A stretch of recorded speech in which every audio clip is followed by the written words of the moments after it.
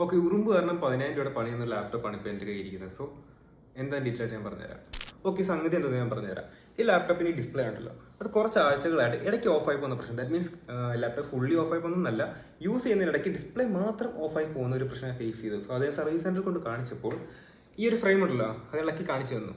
ഈ ഒരു ഭാഗത്ത് ഇത്രയും ഉറുമ്പ് ചത്തിരിക്കുമായിരുന്നു. ഉറുമ്പ് ചത്തിരുന്ന് ഉറുമ്പ് കയറി ഷോർട്ടായതാണ് സംഗതി.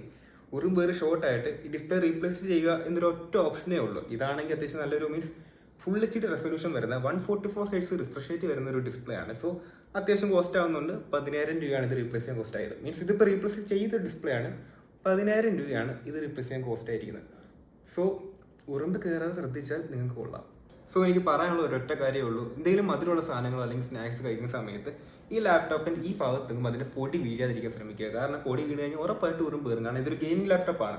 ഇതൊരു ഗെയിമിംഗ് ലാപ്ടോപ്പ് ആയതുകൊണ്ട് തന്നെ ഈ ഭാഗത്ത് എയർവെന്റ്സ് ഉണ്ട്, ഈ ഭാഗത്തുണ്ട്, എല്ലാ ഭാഗത്തും ഉറുമ്പിന് കയറാനുള്ള എല്ലാ സൗകര്യവും തന്നെ ഇതിൻ്റെ അകത്തുണ്ട്. സോ ഉറുമ്പ് കയറി കഴിഞ്ഞാൽ ഇതിന്റെ ഒരു മദർ ബോർഡ് ഷോർട്ട് ആയി കഴിഞ്ഞാൽ അതിനേക്കാളും 3 ഇരട്ടി കോസ്റ്റ് ആവും ഇതിന്റെ മദർ ബോർഡ് ഷോർട്ട് ആയി കഴിഞ്ഞാൽ, അല്ലെങ്കിൽ ഗ്രാഫിക്സ് കാർഡ് പോയി കഴിഞ്ഞാൽ അതിന്റെ ഇരട്ടി കോസ്റ്റ് ആവും.